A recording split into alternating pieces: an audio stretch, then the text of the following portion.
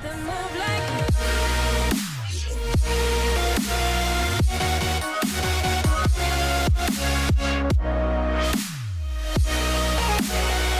everybody, welcome to Pro Wrestling Musings, the show where everything's made up because it's professional wrestling, but things still matter because we're just nerdy enough to talk about it. I am GA Sports. Joining me today is, of course, Anthony from Down Under. You'll recognize him from our review of AEW Revolution, and a new face today. We've got Sergi. You've seen him on the website, and of course the brilliant author of our Styles Make Fights series, and we will talk a lot about that later on in the show. Today we're talking AEW, we're talking a little bit of New Japan Cup because you know that's going on, and we're talking WWE Fastlane. Mostly, is it necessary? Spoiler alert, it's probably not.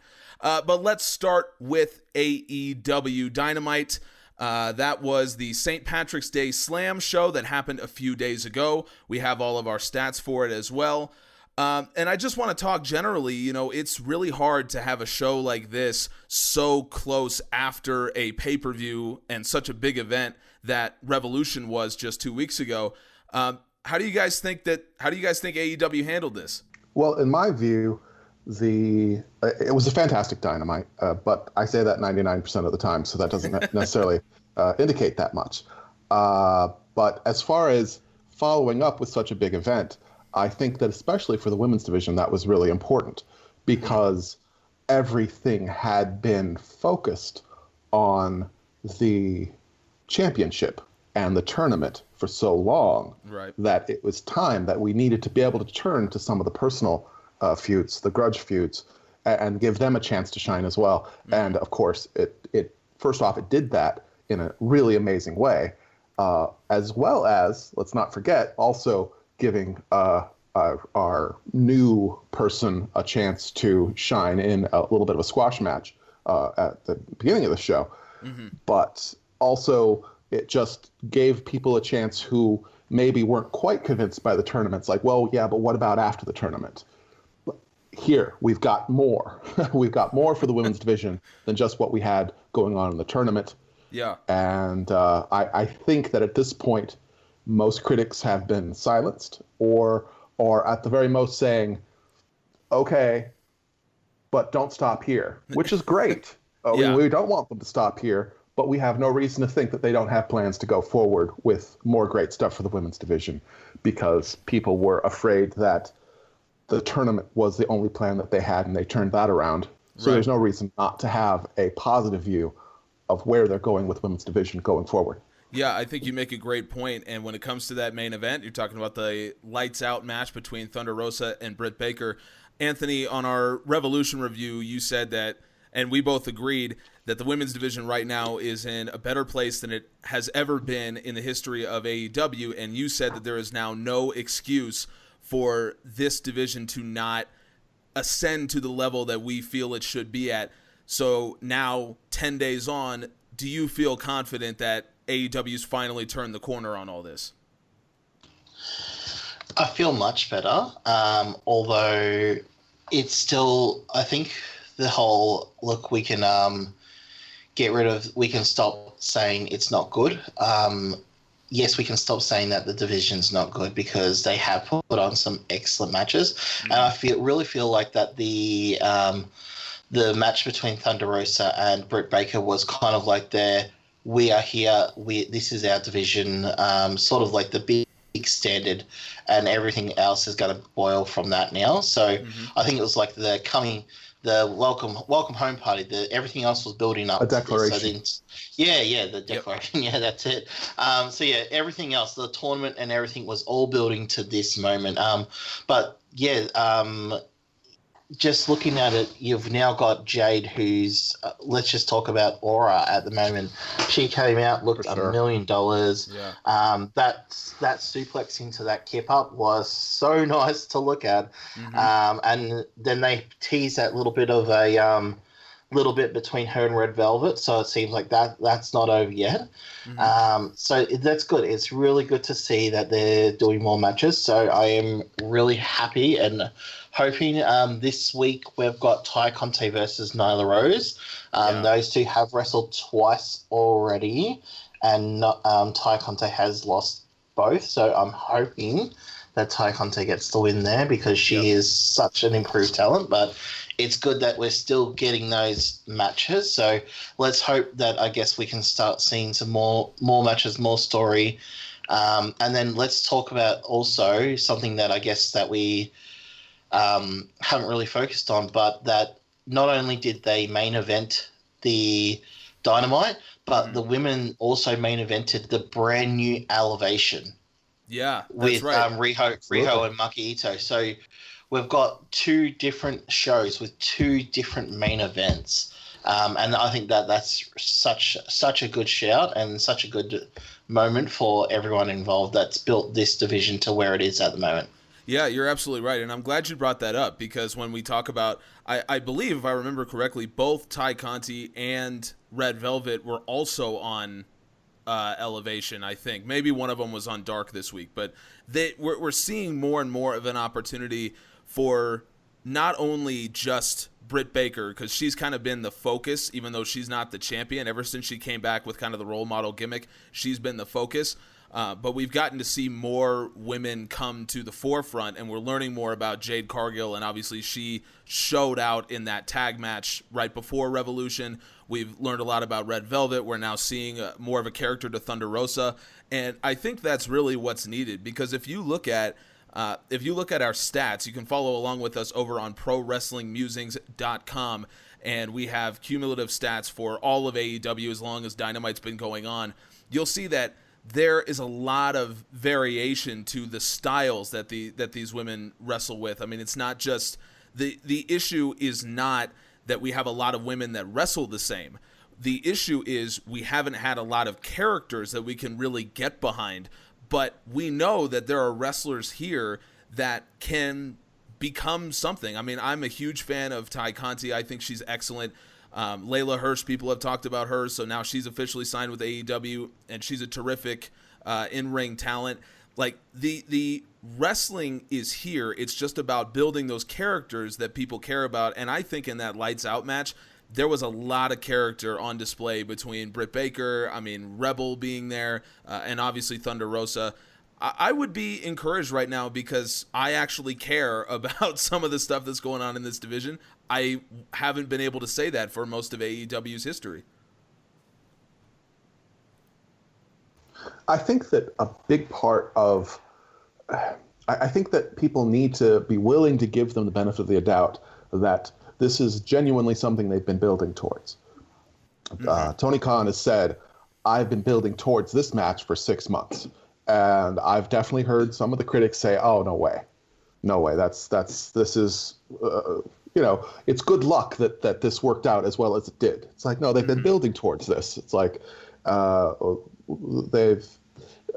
feel like people have been looking at that feud as something that's going on in the background, and that doesn't necessarily mean very much because just Britt and Rosa just don't have anything better to do, and so they keep throwing them against each other. It's like, no, this is a huge feud. This is leading to a huge climax, and it did. Go ahead.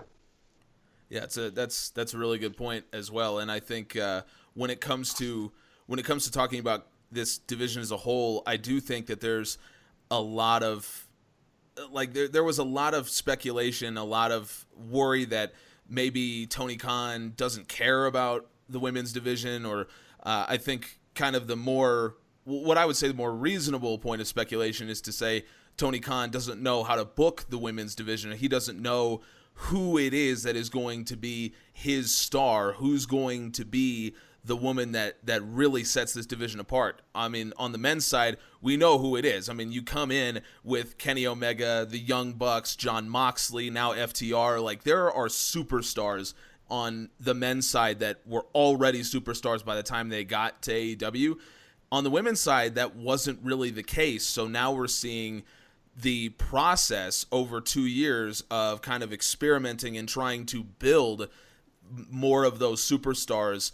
But I feel like we're getting closer to that point where you can say, Britt Baker is going to be one of the most recognizable women in wrestling, if she isn't already. Thunder Rosa obviously has had such a great history. I mean, even like Serena Deeb, who's the current NWA Women's Champion, and kind of more stars coming along the way. I agree with you, Sergi. I think this is the end of people saying AEW doesn't care about the women, AEW can't book the women. I think it was just kind of slow going there in the interim. Yeah, there were several reasons why it was slow going. First, like you said, that they were starting from scratch. They were building people from nothing, which takes time.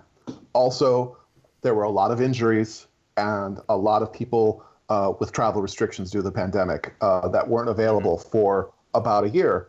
That also slowed down, I'm sure, their plans. Yep. That is a really good point. Anthony, you have anything else that you want to say about this AEW Dynamite show? Yeah, there's one other thing I do want to bring up. Obviously, a couple good matches during the show, but one thing I think I want to bring up is the reveal of the Pinnacle. Talk about some long-term storytelling. So, obviously, MJF's new stable, the Pinnacle, debuted. They have obviously Tully, they've got FTR, they've got Sean Spears, they've got Wardlow, and obviously MJF himself. Now, they've been posting some stuff on social media, which links back during pretty much all of AEW's 1 year history. Like, you have MJF saying during his Mox feud, he's talking about him being part of the Pinnacle of AEW. You've got Wardlow saying it during his he had an interview on the AEW official podcast where he also mentioned the word the Pinnacle. You've also got people like FTR saying the word Pinnacle, and this is going throughout the entire year worth of stuff. So that's some amazingly, just the very subtle hint. And then you've also got that MJF has on his social medias throughout the year also said at different times that each of these people were people that he trusted, and they all said the same about each other. They were all in each other's conversations, and no one saw it coming, but it was there for us all to see, and that is just amazing. You know what? I am so glad that you brought that up, because it's something that I said. It really stuck out to me, if you remember, all the way back, I think, to Revolution last year, 2020, when Hangman Page and Kenny Omega fought the Young Bucks. And there were so many references in there, and like the Young Bucks hitting the Golden Trigger and things like that, where like it's a fantastic match, but the more you know about the backstory, the better it is. Everything you just said, I didn't see any of that. I didn't know that, and I still loved what happened with the Pinnacle and announcing this whole group and everything. But the more you know, the more you pay attention, you just get rewarded even more. And I think that's fantastic. I think AEW is the best in the world at making sure that its most knowledgeable, its most passionate fans are the ones who are rewarded the most when they watch the stories play out. One thing that I really loved about the Pinnacle as well, and about MJF in particular, there were so many references to some of the great stables of the past. Like, obviously, the references to the Four Horsemen are apparent, and we see them all the time. But he's referencing the Brain Busters, talking about Arn and Tully Blanchard. They're referencing NWO. They're talking about Bullet Club. I love how when MJF introduces all the members, he does it in the style of Evolution. If you remember when Evolution came together, Triple H went through and introduced each member and like talks them up and is shouting and all that kind of stuff. And MJF goes and does exactly that. To me, this from the very beginning was the most unexpected thing. Everyone was sure that MJF would just take over the Inner Circle, so they've blindsided us with this new group, and then they come out, and the question is, how do you top it? How do you make this worthwhile? I mean, this, to me, I'm so excited to see what the Pinnacle does. Every single person in that group, I think, can have a great story that I will care about, and that's all you can ask from a faction. It was a fantastic twist, and I think what made it such a great twist is not just that we didn't see it coming, but that it was a double twist, and we didn't see either part coming.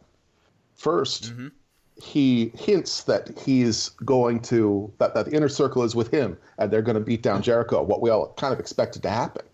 And Jericho does the I'm smarter than you. I saw that coming. And they all come to Jericho's side, and it's like, see, I saw what we were doing. I'm smart enough to be a step ahead of you. And then the big reveal that MJF wasn't ever actually trying to take over the Inner Circle and has a completely different plan all along. Right.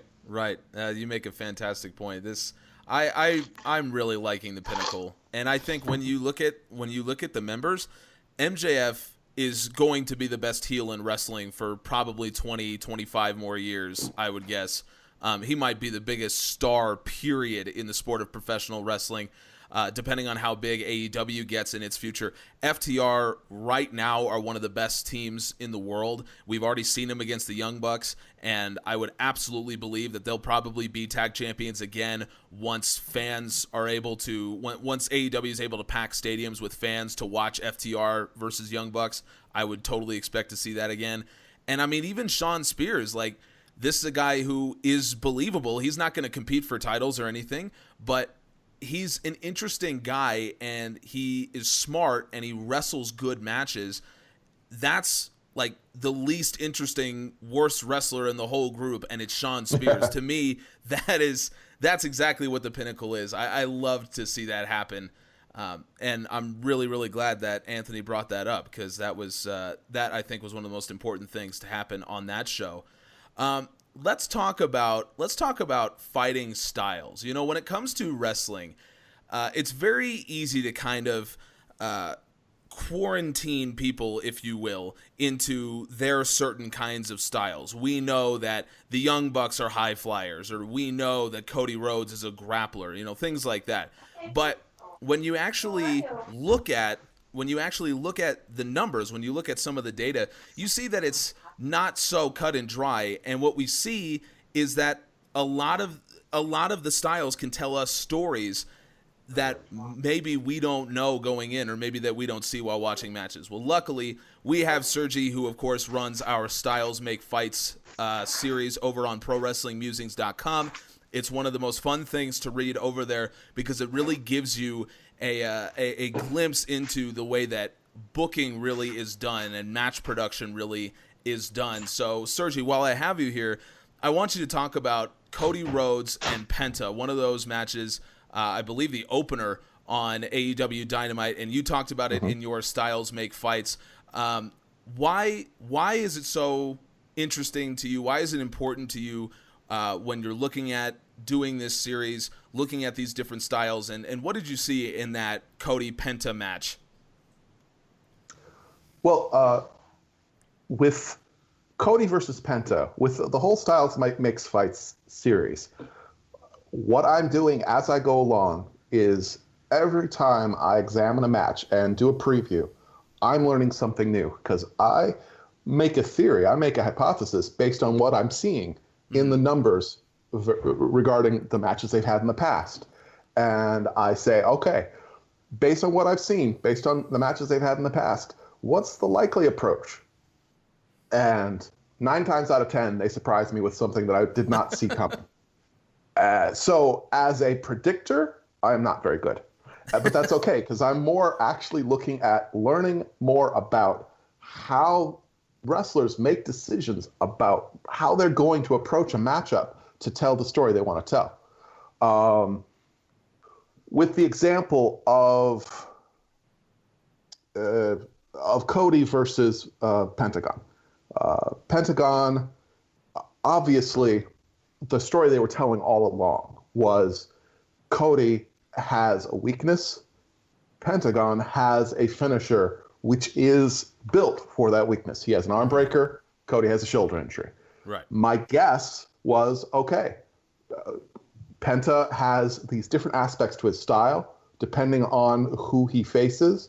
One of those aspects is it can be very technical. He can focus on the technical side. That's what my guess was. Like, okay, very likely he's going to be more focused on the technical side. He's going to stretch Cody. He's going to spend a lot of time in submissions. And I was completely wrong about the conclusion, but it's not because he did not work the shoulder, but because he chose a different method of attack to work the shoulder. He instead used focused strikes and spent most of the match using kicks, every kind of strike, and also grappling moves where grabs it and does some kind of a move where the impact goes onto the injured shoulder, and focused on that throughout the match as a way to weaken the weak point. Still telling the same story, but choosing a different way to get there. Yeah, that's a really interesting look at it, I think. And in that match, what I don't want to say it bothered me, but what I kind of noticed was that early on, Penta went with his leg kicks, those really powerful leg kicks that he's known for. And so you see when you look at the match statistics, which again you can follow along with us over on ProWrestlingMusings.com, you see that Penta threw a lot more strikes, and a lot of those were those kicks to the lower half of Cody's body, which to me was kind of interesting because the story coming in was Cody's shoulder, and here is Penta kind of going early with those kicks. But I think to go back to this whole idea, this whole styles make fights, that's one of those where that's going to be Penta's game pretty much no matter who he goes against. And when you're thinking from a ring psychology perspective, yeah, Cody's got a hurt shoulder, but at the same time, Cody is an exceptional grappler. We know that. He's a very technical wrestler. So from a ring psychology standpoint, Penta will want to target the legs first, which would leave Cody open to then target the shoulder, which is what we saw in that match. Yeah, there was a lot of strikes targeting the shoulder, and that was leading up to the finish of the match. And the finish of the match was pretty much what I expected, which is to say either he's going to not quite be able to hit that finish, or he does hit the finish, and in this case, his weakness is his ego. He was celebrating too soon, and Cody snuck a win. It was a very weak win, and very intentionally a weak win, because there was no reason to have a strong win. This is something where he's supposed to be beaten down and barely able to get a win, and only barely able to get a win because he is Cody Rhodes after all. Right.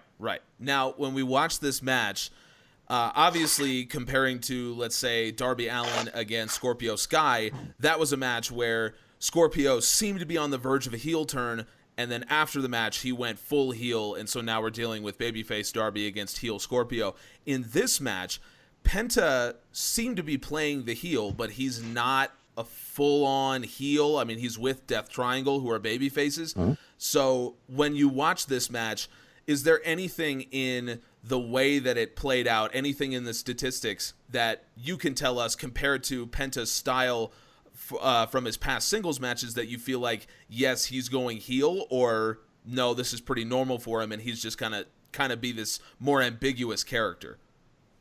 I think that Penta is definitely ambiguous, both because his alliance is with guys who are also ambiguous, who have been heel and babyface both, and are more on the babyface side now, and that a lot of his heelish actions have been clearly just to rile up his opponent, trying to get under his skin, not so much being a jerk to anybody. And I think that a big part of it is also that he is facing Cody Rhodes, who isn't really a babyface. Cody Rhodes, as you point out in your great video, I completely agree with all of your arguments, just not your conclusion, which is just based on a difference in perspective. Right. Cody Rhodes absolutely does not work correctly, does not work in the correct way if he wanted to be an over babyface. It's just like, he knows that. He's working the way that he works because his goal is not to be the most over babyface. His goal is to help others. Everything he does is intended to make him someone that if you beat him, it's a huge boost for you. It was a boost for Jericho. It was a boost for Brody. It was a boost for Darby. And people get really disappointed. It was a boost for Eddie Kingston, and Kingston didn't even beat him. Oh, true, absolutely. Almost beating him can be a boost for you. That is absolutely true. But especially once somebody actually beats him, that's a huge boost for them. And people get so disappointed and just like, oh, Cody's so selfish. Why does he win all the time? Because if his winning all the time is what gives the value to when he loses. Basically what I'm saying is that he works as a heel that just happens to be cheered. And it's very different from like an Eddie Guerrero. Eddie Guerrero acted like a heel. But was cheered, and he worked as a babyface. His style, he would sell like a babyface. Right. Cody's the opposite of that. He acts like a babyface. He's treated as a babyface, but in the ring, he works like a heel because his whole point is basically, I'm a heel who can work with other heels if necessary. That's the sort of tweener that he is. That's the reason that he doesn't come out through either the babyface or the heel tunnel. I think that is a fantastic perspective, and there's nothing that you say there that I could possibly disagree with. Of course, you referenced the video that's up on our YouTube channel right now over on Pro Wrestling Musings. We discuss a statistical look at Cody Rhodes and why I personally believe that he's not booked correctly, but every argument you made there might make me rethink that. I think that's kind of what AEW has been about. And there's a comment on that video right now that basically makes that point, saying that AEW from the beginning has said we want to change the way that you look at traditional professional wrestling, and sometimes that means not having clear baby faces and clear heels, and AEW does have a lot of that. But even a character like, if you look at Jon Moxley is very dominant in a lot of his matches. He kind of works like a heel, but obviously he's pure babyface. Nobody would contend that he's a heel, and so Cody Rhodes would be a very similar case. So I think that's a great point that you bring up. In a way, I think that they handle it very differently. In the sense that, yes, Moxley is a dominant babyface. He's a monster babyface, the kind who will destroy most guys. Yeah. But he always has to face someone who has the numbers or has some way that he's still fighting from underneath, if that makes sense. Yeah. Cody doesn't really do that, except every once in a while when he wants to put somebody over as a real monster, like with Brody. That's a fantastic point, and obviously that match with Brody really put Brody over when he won the TNT Championship, and it made the eventual dog collar blow-off match between them one of my favorite matches on Dynamite. Anthony, while we're talking about Styles Make Fights and we're going into all this, I know that you, like me, read Styles Make Fights every time it's out, and I want to talk more generally. Obviously Sergi writes it, and he's all the perspectives that he can bring about what exactly we're looking at. That's what I really wanted to hear from him. But for you and I who don't write it, we just read it. How do you think that it enhances your viewing of Dynamite once you've read Styles Make Fights? Look, basically one thing I'll say is that I was not a fan at all of the ending. I was on the 100%. I think Penta should have won it because in my mind, Cody's not really what's he been built for, because he can't go after the AEW championship. He's just had a run as the TNT championship, so there's not really a championship he can really go for. So where Penta, came out, called him out, he's done all that stuff to build up, and now he just lost. But then when you go back and you read this, you look at the stats, you look at the way, and obviously we've just had Sergio just explain amazing. It just makes you think, you know what? Yes, that might be my initial thoughts, but after reading it and looking at everything, you're like, you know what? Maybe I'm, maybe I can look at this from a different perspective. Maybe I can look at this with different eyes, and I think that's what these articles do really well, where they show you, okay, look, yes, you might not agree with it, but if you look and you dive into it and you look at everything here, it will help you not only enhance it, because you're like, oh, you're going to look out for that spot, or you're going to look out for this, or you're going to see if this actually matches what you've seen previously. So you're going to see, okay, is this correct? I'm going to expect this from this wrestler. It helps you build an idea of what you can expect as a wrestler, and I find that really, really good for obviously casual viewers as well, where you can go, okay, cool, I now know what to expect from this wrestler, so I can decide if that's for me and if that type of wrestling is for me as well. And it can help other people go, okay, cool, I now look at that from a different angle, and I've changed my mind a little bit on it. Yeah, I think you're absolutely right. When we look at these statistics, and we talk about it in our video about Cody Rhodes over on our YouTube channel, a lot of these statistics, what they allow us to do is to quantify what we would have believed before. So I actually make the example in that video that Cody's matches from the beginning of Dynamite didn't really work for me, but now I can see the statistics and understand why. And when you look at his match against Penta, it's more of the same. Penta ends up with more strikes. Cody, though, has more strike downs. Cody's locking Penta into submissions. Cody's making more pin attempts. Like, all these things that I didn't love about Cody Rhodes' matches, now I can see them in numerical form, but someone else can see this same thing, like Sergi was talking about a few minutes ago, see this same thing and say, you know what, I do really like the way that Cody is presented. And to me, AEW is really the only promotion, at least in America right now, where you can get such a variance in what we're looking at and really break it down on this granular level. And I think that's to AEW's credit. I think the statistics, the styles make fights, all of this, it shows that there is a lot of work being done on the ring psychology aspect.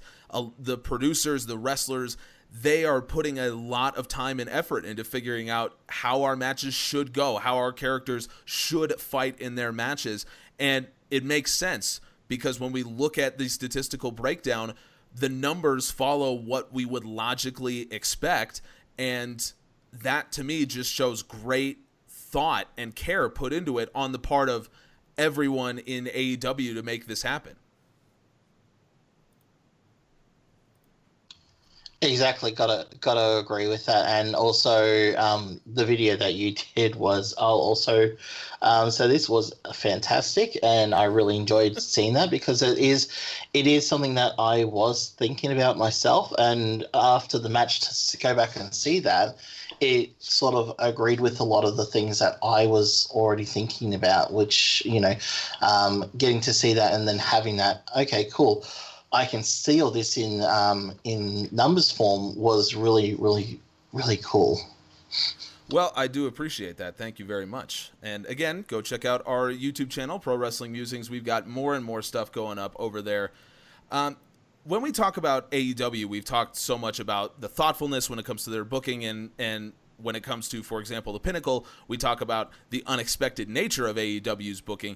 The three of us obviously are all big AEW fans. I know that we all watch Dynamite every week. We write about it on the website on ProWrestlingMusings.com. But another place where we're seeing some very unexpected booking right now is in the New Japan Cup. They're in the semifinals right now, and the biggest story coming out of that tournament is that Jay White lost in the quarterfinals, and a lot of people were expecting that Jay White was going to go far, if not win the whole thing, including on Pro Wrestling Musings, where we had a preview of the New Japan Cup right before it began, and all of our writers that did preview brackets picked Jay White to go at least to the semifinals, and one of our writers had Jay White actually winning the whole tournament. So we're seeing a very unexpected turn of events in the New Japan Cup. So I want to ask you two, and we'll start with Sergi. Even though none of us, I believe, watch New Japan as in-depth as we watch AEW, when we see booking like this that is so unexpected, especially in a tournament scenario, how big of a boon is it for the wrestlers who end up getting the win? In this case, it was David Finlay upsetting Jay White. How big is it for Finlay to be in a situation like that, doing something that no one expected him to do? Oh, yeah, absolutely. I agree. That's very huge. I haven't been watching the New Japan Cup, but the same thing would apply to the women's tournament just a couple weeks ago. Mm-hmm. Every win that people got was so valuable because, you're beating people who convincingly could have gone all the way to the finish. Let's see. I would say that Nyla Rose is a great example. She did not make it all the way, but in getting to the finals, she beat Dai Conti. She beat the face of the women's division. she had these amazing wins, and then losing to Ryo Mizunami after she had beaten all those people just made Ryo Mizunami look that much more amazing. I think that in these situations where it's very much a zero-sum game, the people making the decisions have to be really careful and thoughtful about, all right, someone is going to pay the cost so that someone else looks great. And that's all of pro wrestling, really. But and that's something that I think that that both New Japan and AEW are pretty well known for understanding that sacrifices have to be made and being willing to make those sacrifices and making a choice of, all right, who is going to be the beneficiary of these sacrifices? Because people are going to have to look not as good as you had thought in order to make somebody else look great. Right. You know, I do think when it comes to talking about tournaments, obviously the NCAA basketball tournament is going on right now. And for me, you know, this is one of my favorite times of the year in anything other than wrestling, watching this tournament. And when upsets happen in traditional sports, you look at it at an upset and you say that says a lot more about the team that won than it does the team that lost. You know, so we just saw Ohio State lose. And we're not talking about how bad Ohio State is. You're talking about how great of a story the 15 seed is when they beat the 2. That's just to take an example. So in a wrestling tournament, it's very easy to kind of slip into, as fans, slip into this whole thing of, oh, you know, this guy lost, Jay White lost, and talking about Jay White. But I think when we see the New Japan Cup, when we see the Women's Eliminator Tournament that you're talking about, what these very thoughtful companies are very careful to do is to make sure that we are left thinking about the winner and we're not thinking about the loser. So it doesn't end up hurting Jay White that he loses. It just helps David Finlay, who, by the way, is also part of the Impact Tag Team Champions right now. He's part of FinJuice, obviously. And so that is, I'm really surprised that he went that far. That's just another layer onto how surprising it is that Finlay ends up going the distance. The finals of the New Japan Cup are set right now. It'll be Shingo Takagi against Will Ospreay. That was just a few hours ago now when those two matches finished up. So they will fight. The winner, of course, will fight Kota Ibushi for the IWGP Heavyweight Championship, or whatever it's called now. They unified it with the Intercontinental Championship. It's hard for me to keep up. Anyway, they'll fight on April 4th. So from us, I just want to get quick predictions who we might think would win this. For me, I think Ospreay probably comes out on top. It seems like they're building this guy. It seems like they're building him up to eventually be a champion. I don't think he'll dethrone Kota right now, but it certainly seems like Ospreay is on track to end up being one of the biggest stars in New Japan. Oh, heck, I'll just be contrary then. I've heard so much good about Shingo Takagi and the match that he had at Wrestle Kingdom. Why not reward him? That match was great. I will say that. Anthony, you got a prediction? I do.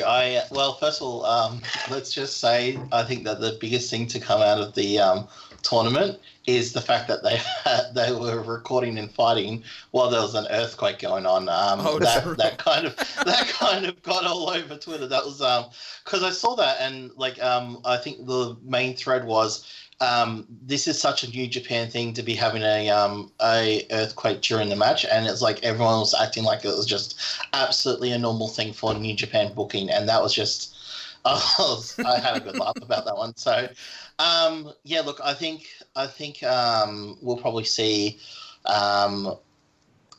Ospreay get maybe pick up the win, maybe even pick up the win, because I think he had a lot of options recently, obviously with not going back to New Japan, and I think that New Japan will want to reward people in order to try and, I guess, keep a core group there that they're going to be able to build everything around. And look, I think we might see an Ospreay win there, and give that reward and be like, okay, look, you signed up, you stayed with us. Here's your reward for doing so. So yeah, I'll go Ospreay for that one, just because I think they'll want to give him some sort of a reward for doing so. All right. That's a really good point, and I think it leads into something that I wanted to bring up a little bit. Yeah, please. What he was saying about loyalty and generating loyalty in your crew, and the trade-offs that you have to make, because some people need to lose. Are they going to be unhappy about that? Are they going to jump where they think that they're going to be treated better? And then there's also the consideration of how much are we thinking about our company, and how much are we thinking about the us versus them of the new Forbidden Door opening, and a lot of different companies having working agreements. Like you were saying, that Finn got that big win, even though he's featured regularly on Impact. Similarly, Thunder Rosa just got a massive win, one of the most high-profile things that you can see, when tomorrow night she has a huge match on a different company's pay-per-view. That's right. She'll be on NWA's show tomorrow, I believe. Back for the attack, yes. Up against the stoic and silent Camille. Very much looking forward to that. It's really interesting, because I think people come from the perspective of, I remember back in the Cruiserweight Championship when people were like, Kota Ibushi can't possibly win. They'll never give him the win. And they were right. But that's a different era. And if it were today, they might say, you know what?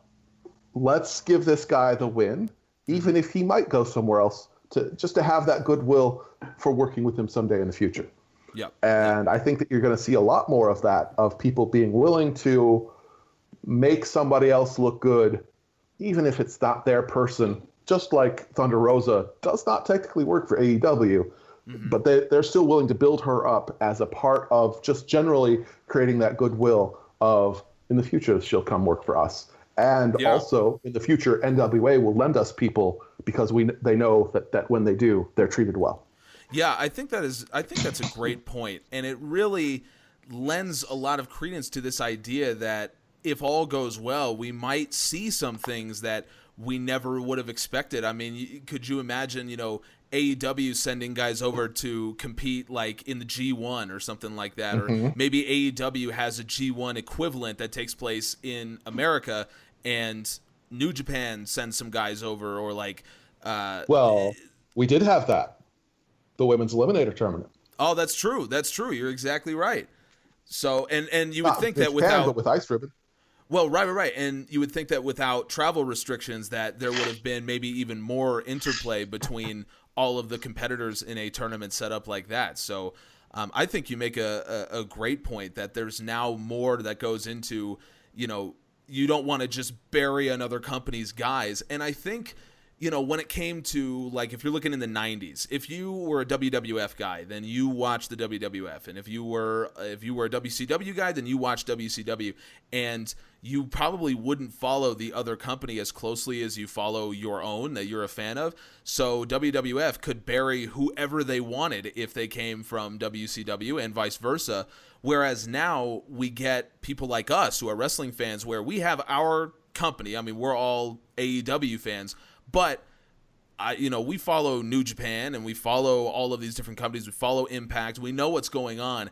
And so you can't just bury people that come from other companies, because fans pick up on that. They know what's going on. And so you now have to be a little smarter. And what it leads to is better relationships between these different companies, because they have to make their wrestlers look consistent. Like if, for example, if Kazuchika Okada came over to AEW tomorrow, he'd have to be booked like Kazuchika Okada, and I'm sure he would be. You can't bring him over and then job him out to every wrestler in AEW. He's going to look like one of the greatest wrestlers in the history of the world, which he is. So that it opens up a lot of possibilities if companies are willing to say, exactly what we were talking about before. A specific win, a specific loss, it's not going to bury these guys. We trust that when our guys go elsewhere, they're going to look as good or even better than they should when they're with us. And I think that could open a lot of doors going forward. No pun intended, talking about the invisible door. The forbidden door. Yes, the forbidden door, that is right. Tony Khan. I would say that there's that aspect of it, but also predator pressure. The whole point of, there's one, we all know, massive company that is trying to expand everywhere, that has taken over British wrestling, that would love to try to take over Japanese wrestling. Probably can't happen, but they'd love to try. And to what extent is there an us versus them mentality of, yes, we're technically competitors, but if we band together, we can deal with our largest competitor on a more even footing? You are absolutely right. And maybe in 5 years, we'll be talking, more like there will be kind of more overt references to that. I don't know, but what I do know is we're seeing like so much more. more NWA. Right, exactly. We're seeing a lot more interplay between these companies than we've seen for a long time. And I think for those of us who maybe just missed out on the Monday Night Wars, we're too young, or in my case, I wasn't watching wrestling at the time. This is a different way to look at it. It's not a war the way that was, but the idea that there's so much interplay between these different companies. I think it's a really exciting time to be a wrestling fan. You talk about the big company that, shall remain nameless, but for us, we're going to name them. It's obviously WWE. They have their own show coming up on Sunday. When we were talking about NWA back for the attack, WWE has Fastlane going on Sunday. And this is a show that is always controversial. It's always a source of real debate among wrestling fans and wrestling pundits about whether or not it should even be happening.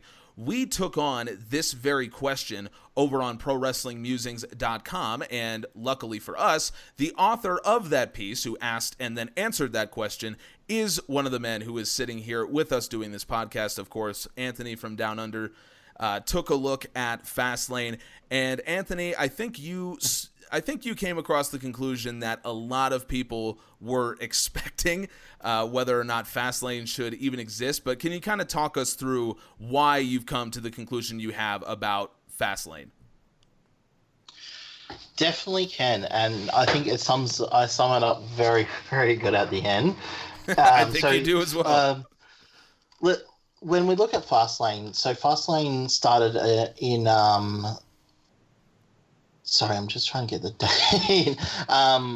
So Fastlane started in 2015, and it's been around everywhere. So it's been in the February part, then it's moved to March. It was supposed to be replacing Elimination Chamber, but then that came back. It started off as a single brand pay-per-view. So the first year it was Raw, second year it was SmackDown, then it became the dual pay-per-view when they got rid of the single pay-per-views, which was a great idea, and I definitely do not want them to go back to the single pay-per-views. So boy. But when we really look at it, we've had 2015, 2016, 2017, 2018, 2019, and then they skipped 2020. So when we have a look at the current standings for Fastlane, there have been 42 matches across each of the pay-per-views. Out of those 42 matches, 19 of them were championships. And out of those 19 championship matches, we've only had 3 title changes. Wow. So that's basically what the pay-per-view. And the total match time is sitting currently at 482 minutes and 3 seconds. So, and if you ask me, so I've gone through and had a look at each of the main events. So, and I actually found this really interesting. But the very first Fastlane in 2015 was main evented by Daniel Bryan versus Roman Reigns, and there was a very big spot and about Daniel Bryan's submission. And then this week, they did bring up Roman said that he thought he would never tap out to Bryan. because I think they'll make it a thing about him not tapping out. But I found it very interesting that, 2015 on the very first Fastlane, these two were main eventing, and now we're getting the main eventing at Fastlane again. Also, I need to mention that Twitter last night kind of blew up a little bit because it seems that WWE may have accidentally put in that Daniel Bryan was going into the Hall of Fame this year, because they have a nice little section on the WWE network called Daniel Bryan Hall of Famer 2021, a look back, and then a whole lot of video packages and like his best matches and all that, and they haven't actually made the official announcement yet, so that's a little bit of an oopsie. But then, so we've got the first main event of Bryan versus Roman. Yep. 2016 is Roman versus Dean Ambrose versus Brock Lesnar for the number one contender for the WWE Heavyweight Championship at WrestleMania. Now, the champion for that match, who didn't fight, was actually Triple H. So we ended up with Triple H versus Roman Reigns at WrestleMania in 2016. 2017. Now that, to me, that 2016 match, if you were going to have a Fastlane, and of course you'll address whether or not it should even exist, but if it were to exist, then to me, main eventing with a number one contenders match, that would be the ideal way to do it. It would really put a spotlight on whoever that contender is, and we don't get this issue of titles never changing hands like you've mentioned, and it gives a meaning for why this pay-per-view might exist. Yeah, exactly. And when we look at I think the other one, the only real titles that have changed, the biggest one was the Goldberg versus Kevin Owens for the Universal title. That's the only big one, and that was at 2017 when Goldberg defeated Kevin Owens and then went on to fight Brock Lesnar. Yep. But other than that, the only other two was a tag championship and the United States Championship. But yeah, I also have a look at the dates between them and how fast it actually is. So when we look at it for this year specifically, because what I did is I looked at this year versus last year, because last year didn't have a Fastlane, so it was really good to look at that. So when we look at they've had a total of 69 days between the Rumble and WrestleMania, which is 9 weeks. So in that 9 weeks and 6 days, you have to build Elimination Chamber, Fastlane, and WrestleMania in 9 shows. And when we look at last year's had 70 days, but between them, so let's have a look between Royal Rumble and Elimination Chamber. There was 42 days between those two events, where if we look at this year's, we've got Fastlane. Fastlane's going to be held on. Sorry, I'm just quickly grabbing it. So Elimination Chamber is 21 days after Royal Rumble this year. So that only gave you, I think it was like three shows to build Elimination Chamber.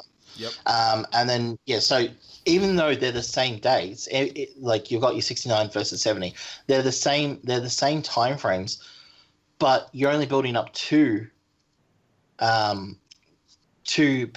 instead of that 3. Yeah. It's just it's insane the amount of time that they're giving these stories to build. Now I've the quick look at the card as is. It hasn't been updated since SmackDown last night. I apologize. I haven't actually watched it yet. That's today's job. But we've got Nia Jackson, Shayna Baszler versus Sasha Banks and Bianca Belair for the Women's Tag Team Championship. We've got Alexa Bliss versus Randy Orton, Roman Reigns versus Daniel Orton, Drew McIntyre versus Sheamus, and Big E versus Apollo Crews. Now, we've seen Roman Reigns versus Drew McIntyre versus Sheamus in a few different matches. Yeah. Over the last couple given of the weeks. fact that WWE has already announced that Drew McIntyre versus Bobby Lashley will main event WrestleMania, this match seems pretty clear, cut and dry who's going to win. Yep. Then you've had Big E versus Apollo Crews. Apollo Crews has obviously just done the heel turn as well. So I wouldn't be surprised if Apollo Crews picks up the Intercontinental Championship. Roman Reigns versus Daniel Bryan. I don't think anyone thinks that Daniel Bryan's going to win that match at all, especially now that they've kind of accidentally leaked that he's gone into the Hall of Fame.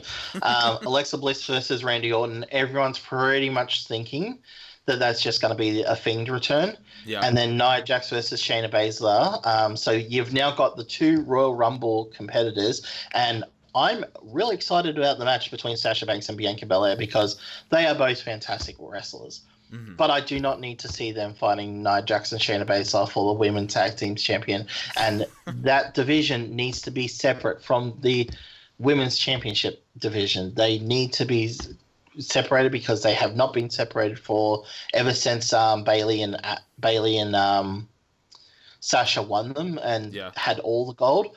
They've now just thought, oh, well, that worked for this. Let's just keep all the gold in the same thing. It's just it's frustrating, but yeah. So look, at the end of the article, I just say, that whole we've basically only had 3 title changes at this entire pay-per-view, and the fact that it's changed so much, it started in February, it's now in March. The fact that there's just so little days for pay-per-view builds, for actual story build, when they could be focusing on hashing out bigger and better stories for other things. You gave the spoil of that it's not, and when we look at it, let's just get rid of it. There's no point in having it. Mm-hmm. It's not really given us thing. It's in its entire history, it's only given us 3 title changes and 1 number 1 contender. That's it. Okay, well, it sounds fairly meaningless to me, but Sergi, maybe you have a different perspective on this. Do you think Fastlane should exist?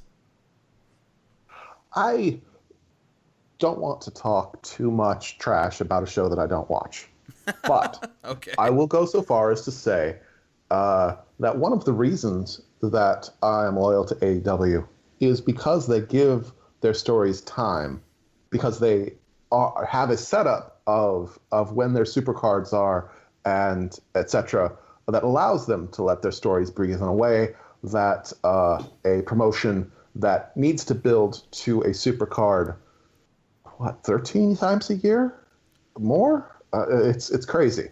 And it just does not give their stories time to breathe, and Fastlane is certainly a great example of that. Now, on the flip side of that, the one thing that the WWE has, that WCW had, and that AEW does not have yet, is WrestleMania, is Starrcade. They have 4 shows. So far, they're pretty equal.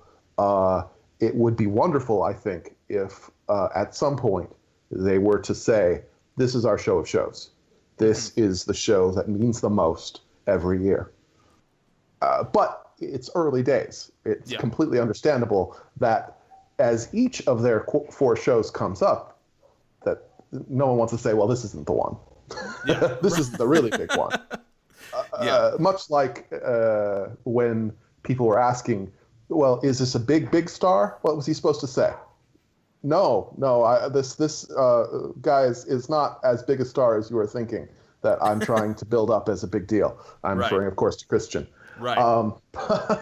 But yes, although, and that's one of those things where I've said before, sacrifice is important. You have to be able to say that these are what the tiers are, and that applies to your shows as well. That's one thing that WWE does very well. Mm-hmm. They have too many shows, definitely, in my opinion, based on my tastes. They have too many in that lower tier. Which is the biggest one? That makes a lot of sense to me. I think the advantage for WWE and WCW as well, talking about Starrcade, is they had the history. I mean, like WrestleMania was one of the first pay-per-views in the history of professional wrestling, and Starrcade, I think, even predated that as a closed circuit program. So it wasn't a pay-per-view technically, but obviously TV because they worked didn't a lot exist different. yet. Right, exactly. And so you have that history, so you knew going back, this is our first. Whereas AEW is coming into a world in which pay-per-views don't even exist anymore because they've been made defunct essentially in the sport of wrestling. So AEW has kind of had to rethink the way they do that, and so they've gone back to the traditional pay-per-view model. So I think if you want to build the number one, like maybe it's All Out, maybe that's the one they say this is the biggest show of the year, then I think it will take time, because you got to introduce people. This is where the biggest matches happen. So like this year it'll be Moxley versus Omega one more time.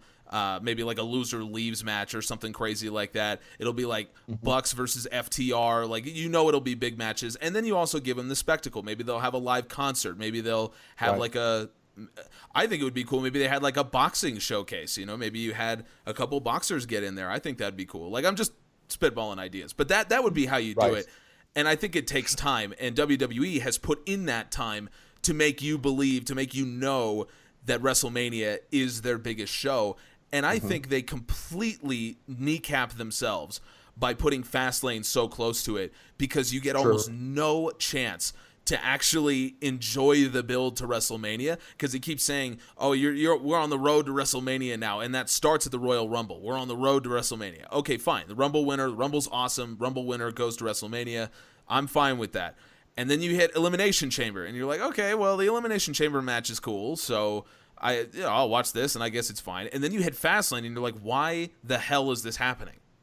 There's nothing on this show that I care about, because WWE, in some cases, literally has made sure that you know who's on WrestleMania. They got to start selling tickets, so they're telling you Drew McIntyre versus Bobby Lashley, that's on WrestleMania. And you're like, okay, well then why would I care about Drew McIntyre versus Sheamus for supposedly number one contendership when you've just told me that Drew McIntyre is going to be the main event at WrestleMania? Like, I think they just totally kneecap themselves with it, and it actually hurts the build to WrestleMania by making me divert my attention away from WrestleMania. For sure. To go back to something that you'd said a few minutes ago, though, you made a really good point that a big part of why Starrcade and WrestleMania were the show is that they started out as the only show. It was a while before they added the Royal Rumble, and then they added Survivor Series. Right. So, it was the annual show for a couple years, thus leading it to be the biggest show. AEW doesn't have a show like that, that had been the only show to make it the biggest one. And I'm not sure if there's a way for them to make that happen. But yeah, I completely agree with you about, I haven't been watching. I don't have any emotional investment in it, but in general, it's definitely a bad idea on the lead up to something that's big, have this other thing that's distracting people. Yeah, I definitely agree with that. Anthony, I got one last question for you when we're talking about Fastlane and we're talking about all this. I think the three of us have made it pretty clear that Fastlane, it shouldn't exist. There's really no reason for it to happen at all. If you are Vince, if you're Vince McMahon, you're WWE, and you are thinking, okay, we need to have people pay for the network, so we need to give them reasons to pay for the network, and you want to do 12 pay-per-view equivalents, I guess you could call it, every year, how do you fit in a pay-per-view equivalent? How do you fit in a big event in between the Royal Rumble, Elimination Chamber, and WrestleMania without something like this happening with Fastlane? Or do you just take the loss on that one and say the road to WrestleMania is enough? People are going to pay for the network anyway. Okay. I think that, you should just leave it and let it go, have that break in between. But if we're really gung-ho about it, okay, what I'd do is, instead of being Fastlane, I'd simply make it a tournament. You'd have maybe a cruiserweight tournament. You'd have a tournament for the or not even like a tournament, I wouldn't say battle royals, but yeah, maybe like a little tournament. Like, you've got six people in a tournament for basically the right to challenge for any title after, say, WrestleMania. But you've got to do it before, say, Money in the Bank. It then gives you, okay, you're fighting for stakes. So you'll have a tag team one, a men's one, and obviously the women's one. So you'll have your 3 tournaments, for three or 4 matches. You could even do like, okay, we're going to have a triple threat, or we're going to have a 5-way match for this. The winner of this gets that title, gets that thing. It's just one specific match where you could have, okay, I'm going to have a 6-pack challenge and have one person, whoever wins this, gets a title shot of their choosing on any brand before Money in the Bank, because Money in the Bank obviously does very much the same thing, so you don't want to take from that. Right. But it gives a stakes. It gives you a couple little matches, which you could have as a really good match. You'd look at the average. So when we look at the average runtime of the matches, the fight time that I've got, the fight time for most of the pay-per-views is around 90-odd minutes, so 80 to 90 minutes. Yep. You could probably do 20. That's 60 minutes. You could have some backstage stuff between that if you really want to. It's really up to you. But yeah, that's what I'll do. I'll just have, okay, cool, let's have a couple of matches, just single matches of 5 or 6 people, 3 or 4 people, whatever you want to do, and just be like, okay, cool, this is what we're doing, and then have those people be able to challenge them. It then gives them stakes. You can then use it to build someone in that earlier stage, and they've got to use it before Money in the Bank. And then obviously when so WrestleMania, you get your champion retains or a new champion. They're immediately going into a feud with the person who wins from Fastlane. Bam, you've got a story until Money in the Bank. Easy done. Wow, that's not something that I ever considered. Sergi, if they decided to go that route, you think that would be more effective than Fastlane? That's definitely one of the options. I got to admit, I'm very biased towards 4 shows a year. I think it worked for NXT. Haven't been watching lately, but I certainly enjoyed it at the time during the Brooklyn era. And I think it works very well for AEW.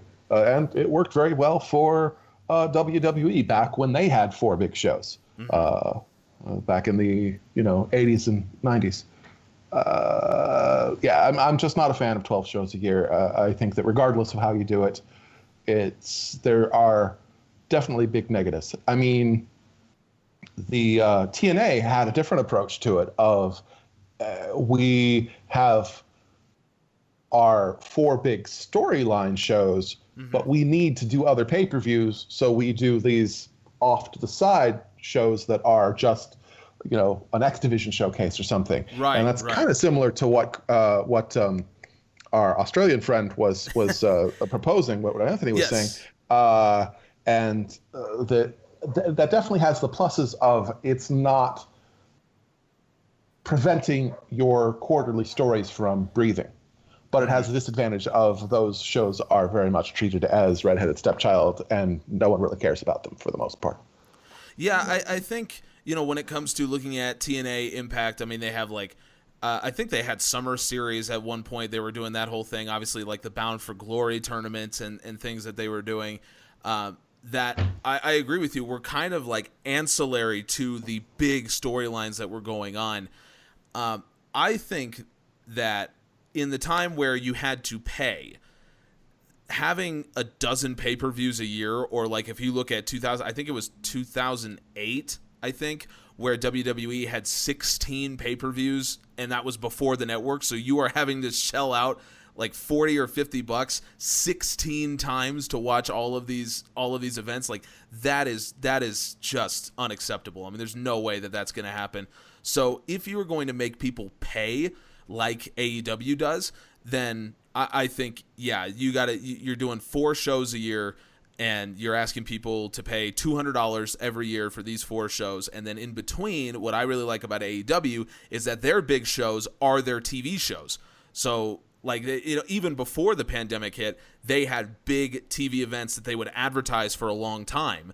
And those were kind of like mini pay-per-views, quote unquote. Like they were big events, but they were on free TV. And I think that really works. So from WWE's perspective, if they have the network, and I understand if their idea is we have to give you something that is worthwhile, that we have to give you something that's worth paying for every month because you're paying your $10 a month, then I understand their desire to give you a pay-per-view type event every month to make you feel like your money's worth it.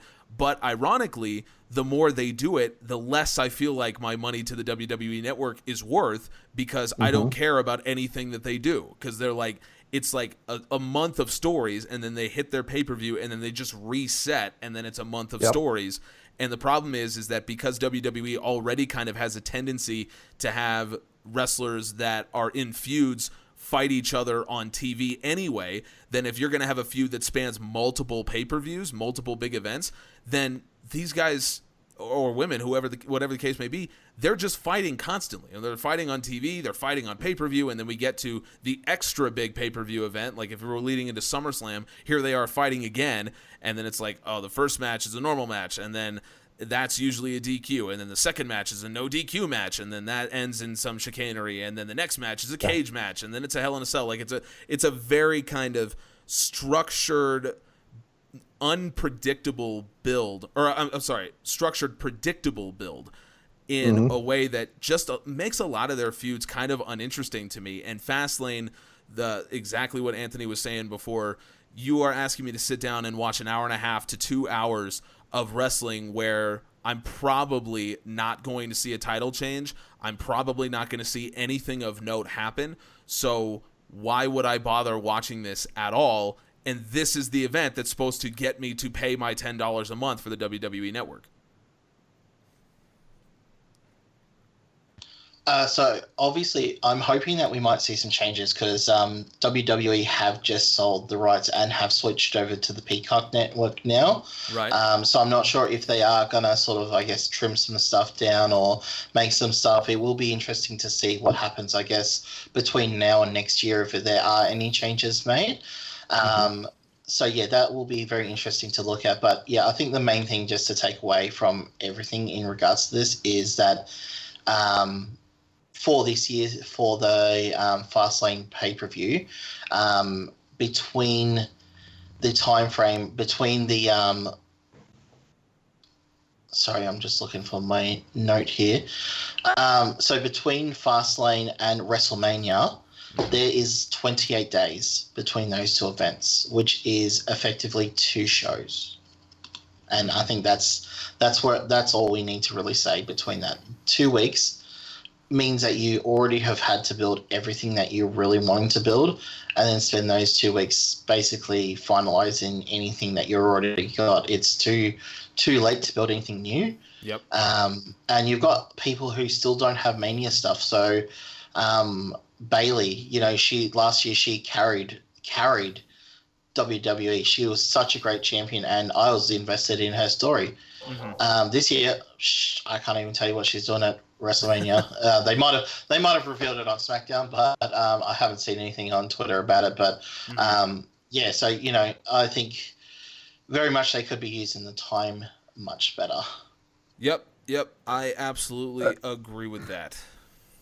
And I think that it's interesting that in discussing some of the negatives, you brought up another one of the things that I love about AEW, that in this whole hour or whatever of talking about different things that I'm very happy about AEW, or that I think that they do exceptionally well, or that sets them apart from their competition, that hadn't even been brought up, which is to say that they don't rely on disqualifications, outside interference, and other things to make the engine of their stories run. They've basically put those to the side, and those particular storytelling tools, they put those to the side as overused and outdated, what's the word I'm looking for, discredited tropes, basically. And they find different ways to tell their stories without using those tropes. I feel like some people that want to say that it's like, well, what's the big deal? Think that people who don't want to see outside interference or don't want to see disqualifications are reacting from a fan's perspective of just taking it too seriously. Like, you know, it's not real. It's not that big a deal if the bad guy interferes. That's what a bad guy should do. Yeah. Like, it's not that it's not that I'm not looking at it from that point of view. It's the point of view of it's just too predictable. It's just too overused.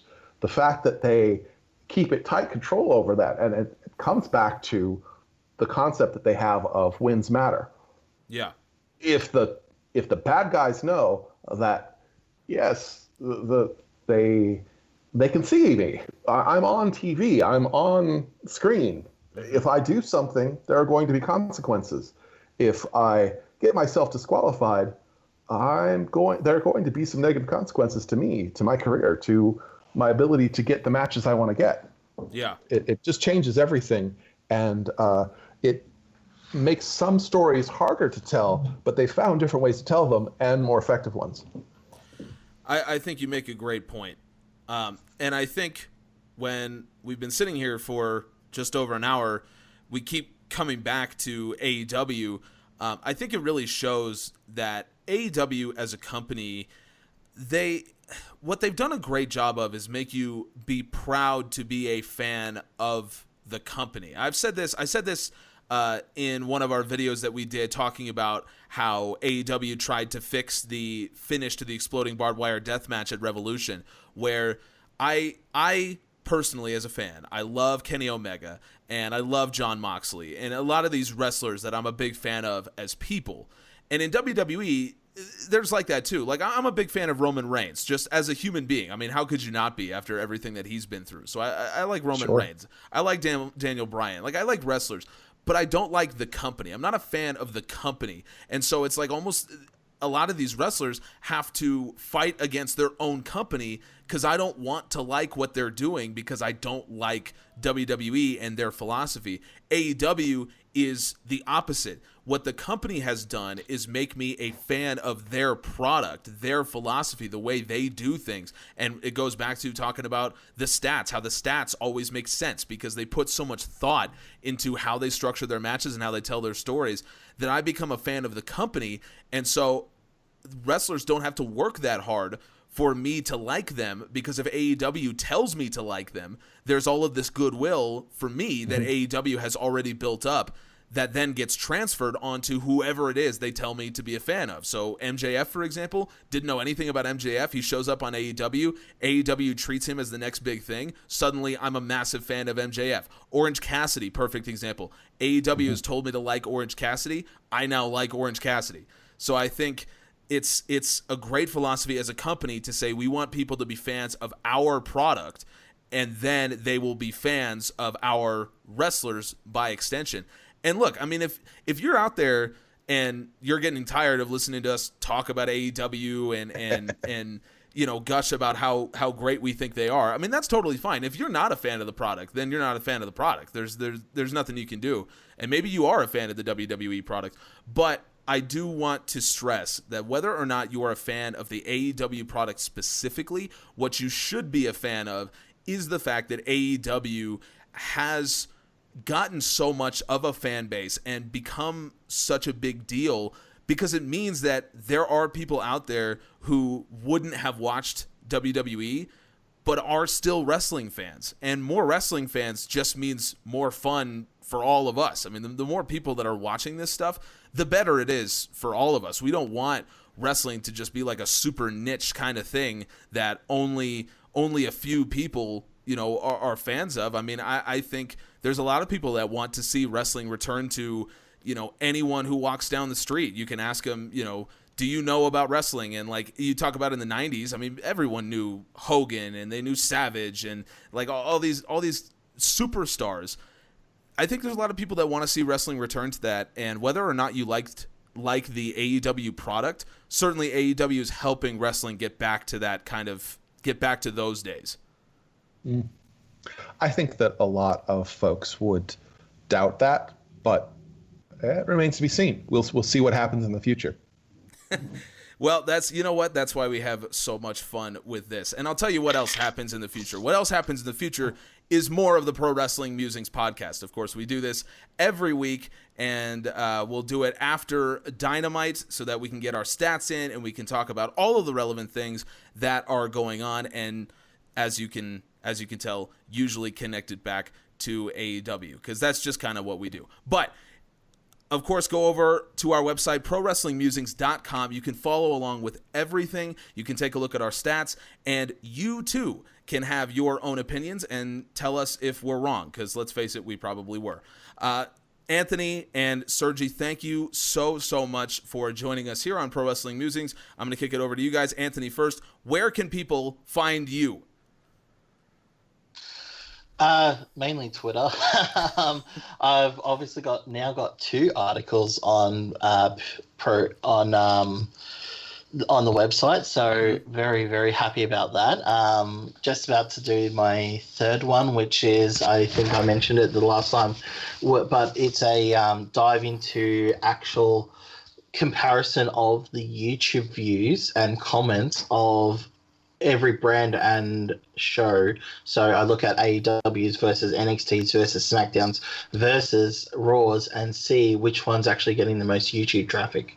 Oh wow! And whether or not that has actually changed how people view, and that started off with a simple thing during the WWE media call.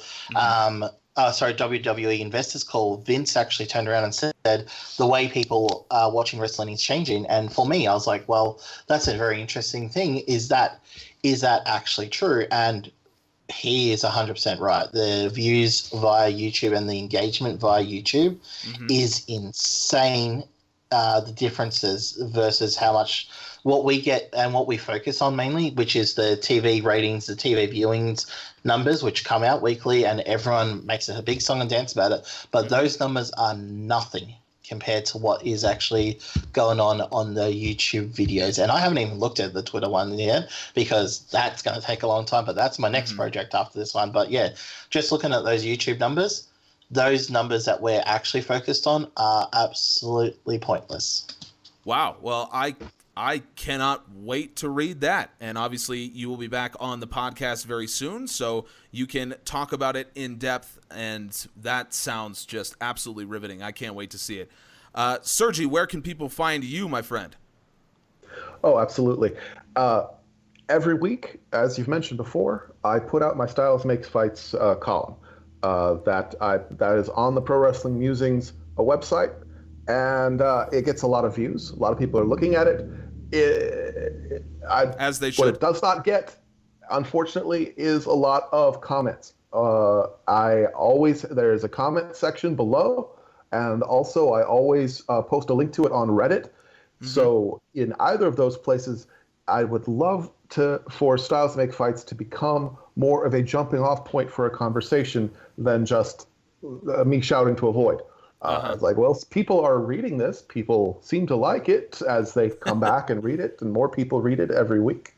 But I would love to get different people's perspectives on what about it has helped them see new things. What about it they maybe are not understanding. I'm not being clear enough about in my explanation of different stats, anything like that. Either in the thread of the link to it on Reddit that I post, or in the comments below on ProWrestlingMusings.com. Well, I think love doing. Go ahead. I was going to say, I think you can tell that there is a lot of conversation that can happen from those Styles Make Fights pieces that you write, because we just spent so long on this podcast talking about Styles Make Fights and how important that is. So clearly there's conversation to be had. Yeah, and I would love to. Anybody can come in and ask me in either of those forums about any of that, or if you're talking about my column each week, I will reply, and very much look forward to the opportunity to do so. The Styles Make Fights, I am focused on AEW. Every Dynamite, I will pick 1 or 2 of the singles matches that are standard rules and preview them, and then the following show talk about what I got right or wrong about the previous week, and then talk about the upcoming show.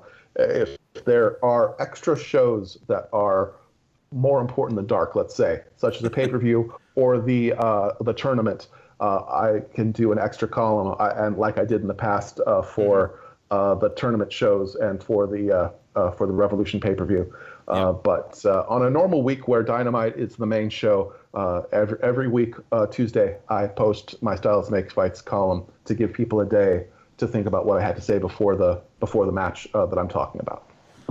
All right, well, you heard the man. Check out ProWrestlingMusings.com every Tuesday. Check out Styles Make Fights and all our fun stuff that goes on over there. We collate stats from events from all over the world. New Japan Cup, AEW every week. We have our AEW Power Rankings up there as well. We talk Stardom. I mean, there's so much stuff going on ProWrestlingMusings.com. And, of course, head over to our YouTube channel, Pro Wrestling Musings, over there. We have some really cool videos and, of course, where this podcast also lives. If you're listening to us on Spotify or Apple Podcasts, remember to rate us highly. Come back every week. I mean, look, you hear this pitch from everyone who does podcasts. You know what to do. But if you liked us, let us know somehow, some way. Follow along on ProWrestlingMusings.com, and you can check me out over on YouTube at GA Wrestling. Thank you all again so much for joining us. We really appreciate you. We will see you next week.